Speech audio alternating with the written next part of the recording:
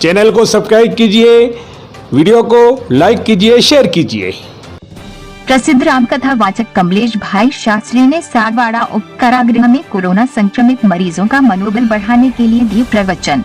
पिछले कई दिनों से कमलेश भाई शास्त्री द्वारा विभिन्न कोविड वार्ड में जाकर कोरोना संक्रमित मरीजों के मानसिक तनाव को दूर करने तथा सकारात्मक सोच का विकास करने के लिए प्रवचन दिए जा रहे हैं।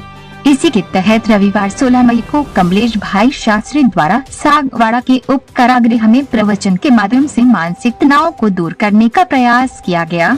कमलेश भाई द्वारा कोरोना के भय से मानसिक तनाव नहीं करने, कोरोना के गाइडलाइन की पालना करने तथा सावधानियां बरतने की बात कही गई। इस अवसर पर समाज सेवी वीरेंद्र गुवाडिया, भरत भट्ट, विनोद दोषी पंची एवं जेलर भगवान सहाय मीणा उपस्थित रहे। वंदे मातरम। आज मुझे थोड़ा समय ज़्यादा हो गया यहाँ आने में, लेकिन लगभग कई बार मैं इस परिसर में आ चुका हूँ। डूंगरपुर जेल है, अपने सागवाड़ा सेंट्रल जेल है, यहाँ पर मेरा आना लगभग होता था। अभी बीच में 2-3 साल से नहीं आ पाया हूँ।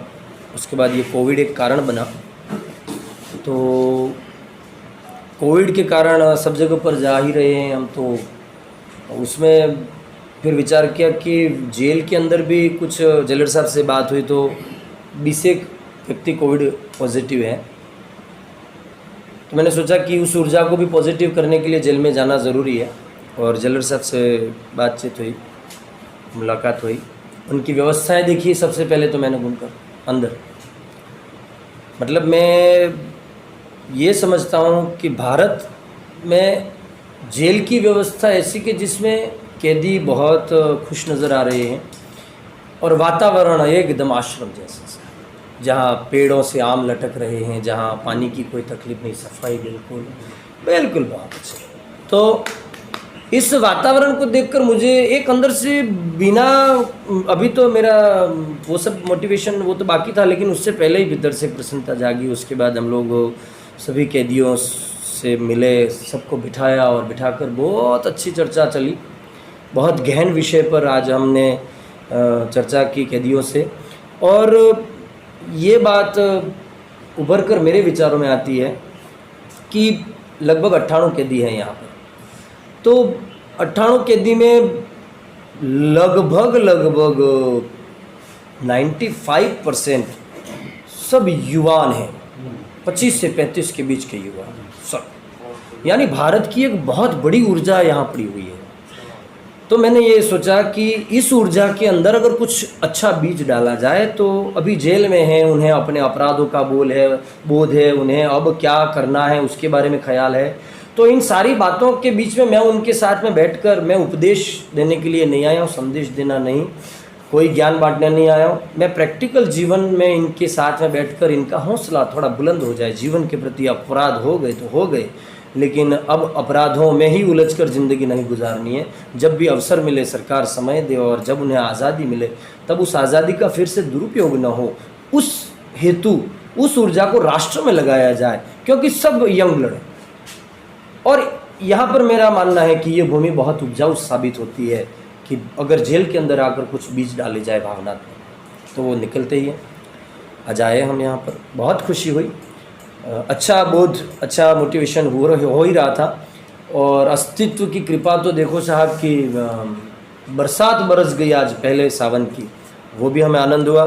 जेलर साहब से मिलकर आनंद हुआ। हमारे साथ में भाई साहब वीरेंद्र जी आए हैं, जो जेल में अवारनवार अपनी व्यवस्थाओं को देखने के लिए, और कुछ उनका आंशिक यहाँ पर वो योगदान भी रहता है कि जहाँ से व्यवस्थाएं बनी रहें। भाई साहब विनोद जी पंची मेरे साथ में हैं, और बाकी हमारे भारत भाई, किरीट भाई साथ में, राजू भाई शेख हैं। सभी मीडिया कर्मियों से मेरी प्रार्थना है कि वर्तमान के हालात पर अगर समाज में कुछ कहना, तो इतना ध्यान रखिएगा कि हौसला हमारा होना चाहिए। फैसला कैसा भी तय कर दिया गया हो, लेकिन उस फैसले को टालने में तुम तब तक समर्थ हो जब तक हौसला तुम्हारे पास है। इसलिए हौसला बनाइए रखिएगा। सभी कोविड पेशेंटों से, अनन्य जगहों पर भी हम लोग जा रहे हैं, हमारा रोज़ का जाना शुरू है। हम हारेंगे नहीं, हम कोरोना को हराएंगे। सब मिलकर, पूरे वागड़ मिलकर, शासन मिलकर, प्रशासन मिलकर, लोक नीति मिलेगी, धर्म नीति मिलेगी, सब मिलकर एक बहुत अच्छा सद प्रयास करेंगे। हौसला बढ़ेगा, वातावरण बदलेगा, एक नई ऊर्जा, नई रोशनी वापस होगी, नया सवेरा वापस होगा। इन्हीं आशाओं के साथ प्रणाम। वंदे मातरम। पहले बात तो मैं एकता समाचार को धन्यवाद देना चाहता हूँ। फिर कमलेश जी भाई 2 दिन से मेरे पीछे पड़े हैं कि बंदियों को कुछ ज्ञान की बातें बताना चाहता हूँ, लेकिन 2 दिन में इनको समय नहीं मिल पाया, और समय आज मिला तो कुछ समय मिला जिसके बारे में भी बारिश आ गई। बारिश में समय इनका जो भी समय मिला वो बंदियों के बारे में अच्छा ज्ञान बताया। बंदी इस बारे में खुश हुए, और कमलेश भाई जी ने वादा किया है कि मटके और सभी व्यवस्था करवा दूंगा मैं, ये भी वादा का। इसके साथ साथ पवन भाई भी आए हुए हैं सागवाड़ा से, और महाजन भी आए। सभी का हार्दिक अभिनंदन करता हूं मैं। और मेरा यही निवेदन है कि बार बार इस जेल में आकर छोटा मोटा मुझे भी मार्गदर्शन दे और बंदियों की मार्गदर्शन दे, ताकि मैं भी इन मार्गदर्शनों के हिसाब से आगे कार्यक्रम करूं। हो सकता है मेरे से कहीं भूल हुई हो या मेरे से कहीं त्रुटि हुई हो, उसको सुधारने। बढ़िया भाई साहब साथ में आए हैं, राजू भाई शेख।